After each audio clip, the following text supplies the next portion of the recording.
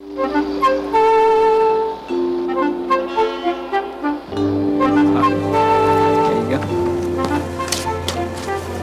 Wardner? What is this? Where's Gene Redlin off to? Miss Phillips. Well, huh? Where is she? She better get her act together. I didn't know you wrote the Lovelorn column. Well, Mr. Carpenter, I didn't expect to see you here. You here to see Mr. McGovern? No. Maybe one of the reporters? No. You. Strange as that sounds, I came all the way down here just to talk to you.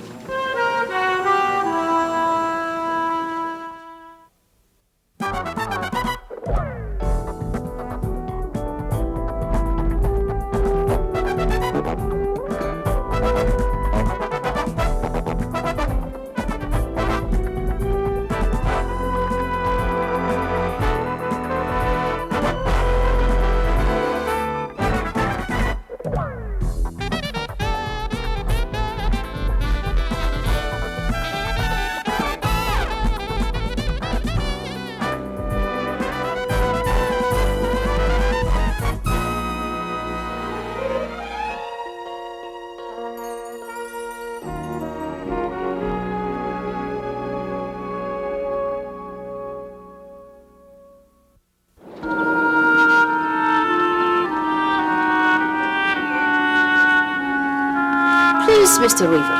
Mr. Weaver, what happened to Russ? Please, sit down.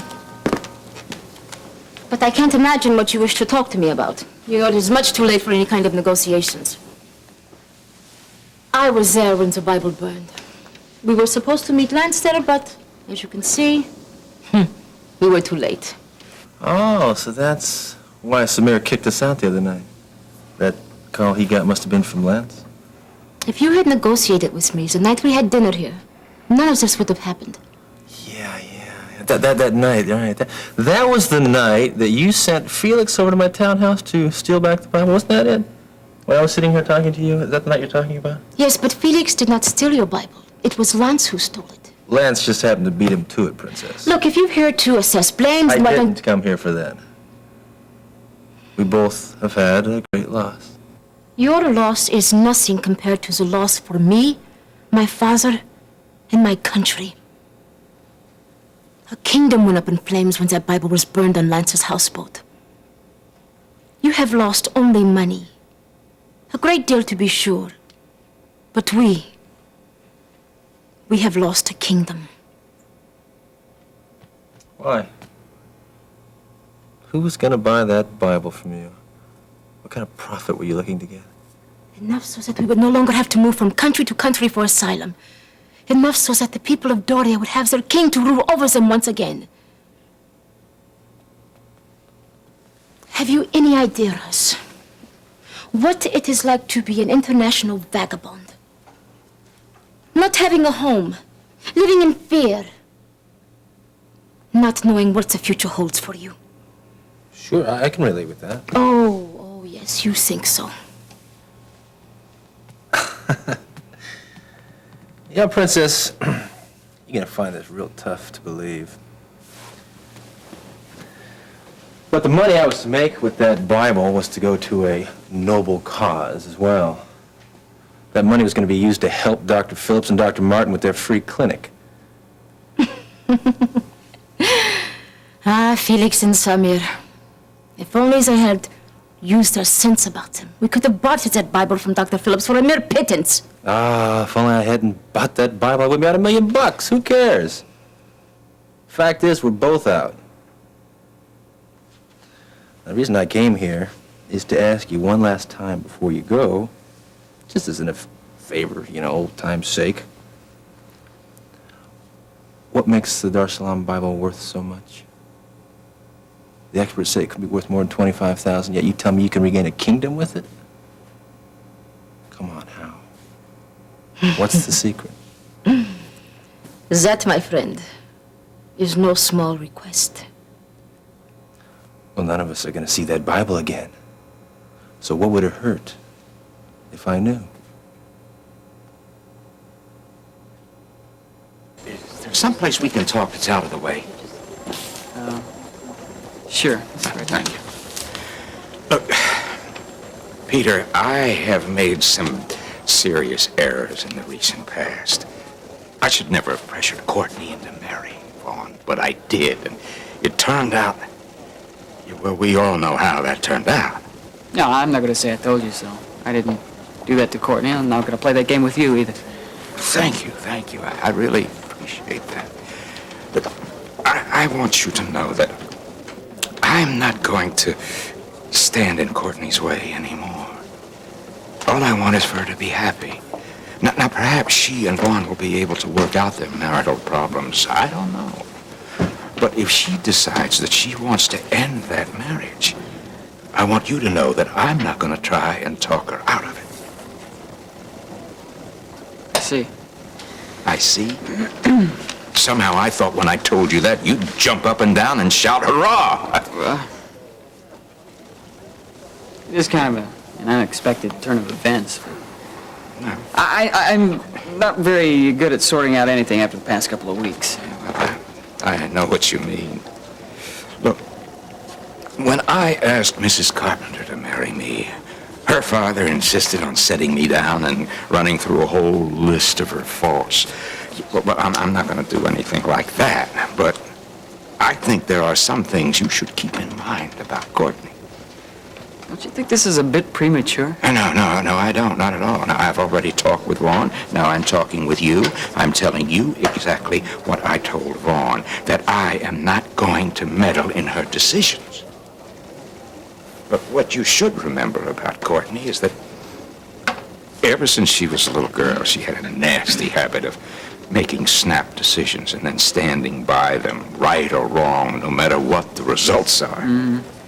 I've noticed. Well, see, I think she's reached a point now where she has decided that she rushed into the marriage with Vaughn. And, look, what I'm trying to say is that if Courtney decides to leave that marriage and go with you, I don't see any reason why you two couldn't make a go of it.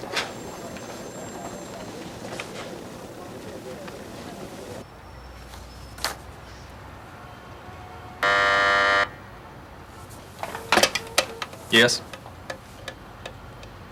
Yes, Lucille. Send him in.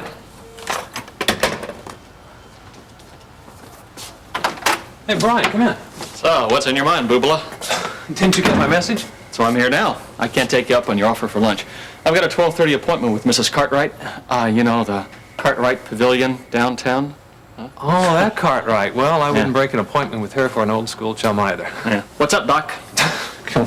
Nothing. I just wanted to have lunch. That's all?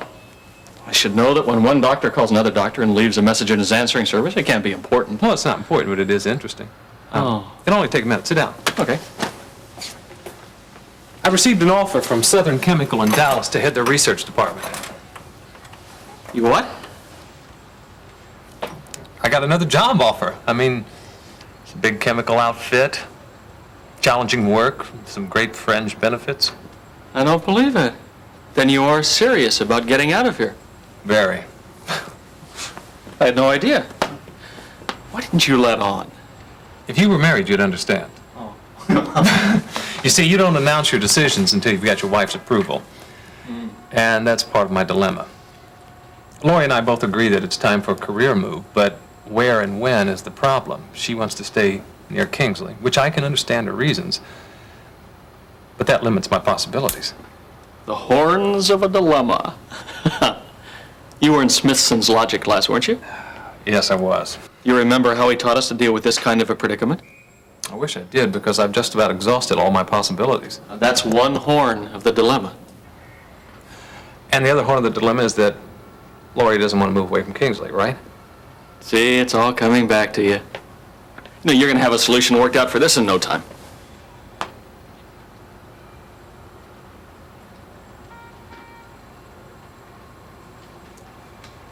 I almost flunked Smithson's class. You got any ideas? I don't believe that you're actually going to leave here. First time I dropped by, I thought that you were married to this place. Well, it was in the beginning, but it's lost some of its luster. Pressures are incredible and the rewards are few. How's Dave taking all this? He didn't dance and sing when I handed in my resignation. Oh, you've gone that far. Brian, I want to ask you something. No matter how bleak it looks right now, you made the right decision, Ben. I wouldn't ask you this if it wasn't absolutely necessary. What I mean is,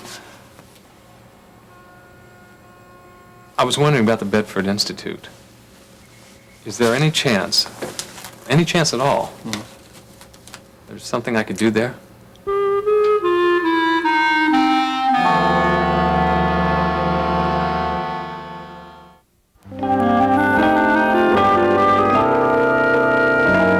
it. I shouldn't have said anything. I put you on the spot.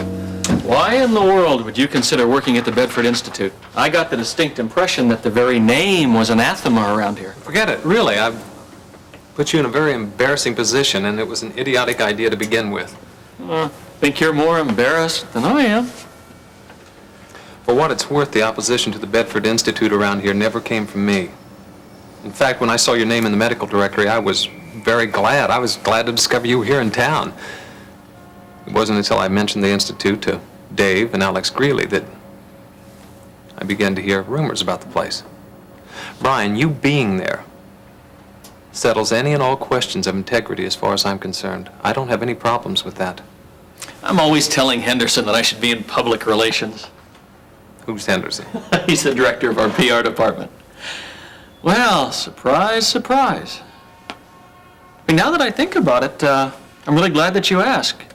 I think the Bedford Institute might be the very thing to solve your dilemma. Well, that's exactly what I was thinking. But I really don't want to jeopardize this friendship. Now, there's no way that that's going to happen. The more I think about it, the more I really like the idea. I mean, I would love to have you on staff. I tell you what, look, I'll look into it and I'll get back to you. Sure? Yeah, absolutely. All right. All right. Oops, excuse me. No, it's my fault. I wasn't sure if your nurse said to wait outside or inside your door. Monica Evans, Upbeat Magazine? Dr. Martin. Close, but no cigar. That's him. Oh. Upbeat Magazine, huh? Why, old Henderson would love to have somebody on staff that gets national attention. Nice nose. Thank you. Was that a typical journalistic trick? I beg your pardon? That bit about saying you couldn't remember what my nurse told you. Perhaps I was a little obvious. But my time is limited. I've been here a couple of times trying to tag you for this interview. So I've heard. Good. Then I'll dispense with impressing you with all my credentials. There isn't anything about your magazine that can impress me, Miss Evans. My. I suppose what your patients are saying about you is true, Dr. Martin. You're becoming more difficult to work with.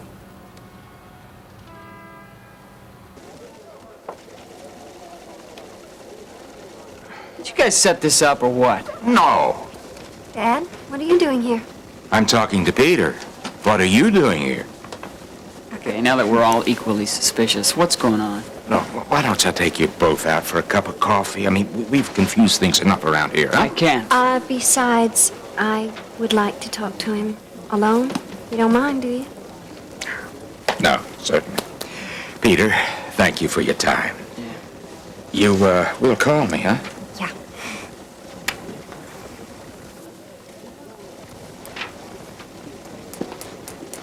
You swear he didn't set this up? I swear. Peter, I had to talk to you. See, I had this dream last night, and I just can't get you out of my mind.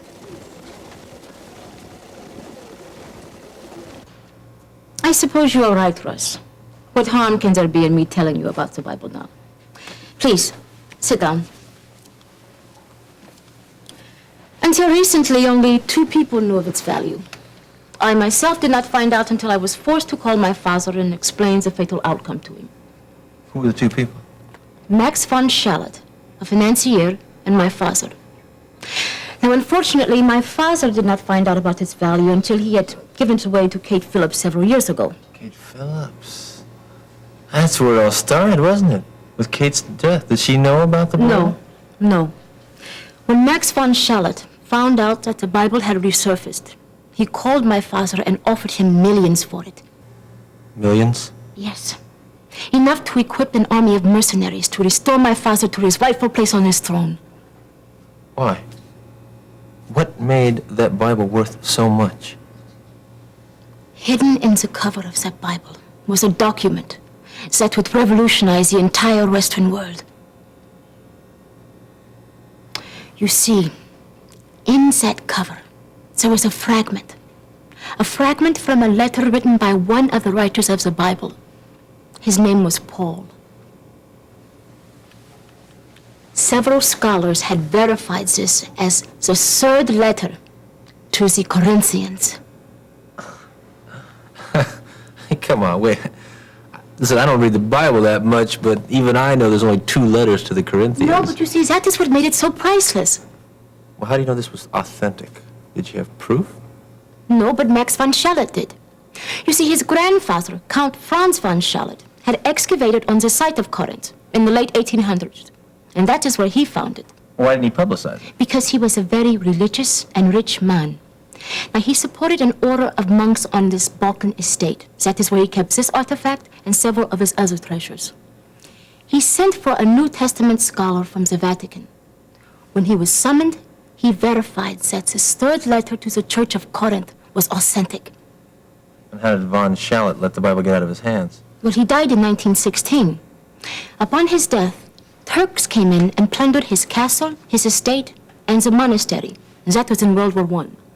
After such things happened, many things disappeared, including the letter and the Bible that later came into my father's possession.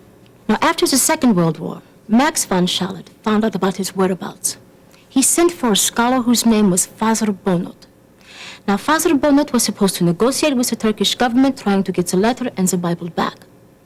Now, although this government vehemently denied any knowledge of either, Father Bonot was mysteriously killed in what was later termed an accident on his way back to the Balkans. When my father ascended the throne, a Turkish general, whose father we think was the one who originally stole the Bible, gave it to my father. This general had no idea what he had given away, and neither did my father until he had foolishly given it to Kate Phillips several years ago. That's a pretty incredible story, Princess. Yes, but nonetheless true. You see, Max von Schallert would have never offered my father millions for it unless he had been sure of its authenticity. Yeah. Well, I may have taken a beating on this thing, but somehow I think I'm glad I didn't know it was inside that Bible. And you know, this might sound a little curious, but I don't think that God wanted it found either. My God, Allah, would disagree with you. Allah would have been pleased to have my father regain his rightful place on the throne. Yeah. Well, thanks for the info, Princess. And, listen. If I'm ever in Doria, I'll look you up.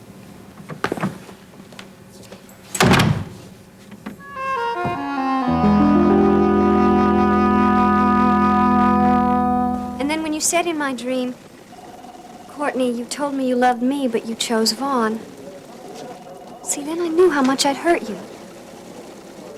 And I knew the decision that I had to make, Peter. Look, everything is falling into place for us. Well, unless my father was here to discourage you from maybe pursuing a relationship with me. Oh, no. He's behind me all the way. Well, that's terrific, don't you see? Everything, I mean, absolutely everything is going our way now. Maybe we could go someplace else to talk? No, I can't. Well, don't you think we should celebrate? Why? Because you had a dream? Because your father came in here and had a man-to-man talk with me? Come on. Tell you what I told him. It's no time for snap decisions. Snap decisions? Peter, you know how I've been deceived. And you know that now we can start a relationship all over again, legally this time. Okay, you're right. This is no place to talk. But, well, maybe we could have lunch a little later. I suppose. Terrific, thank you. Leon's, how's that? Sure, fine. Good. I'm telling you, Peter, my dream and my father's change of heart, they're signs for us. They're signs.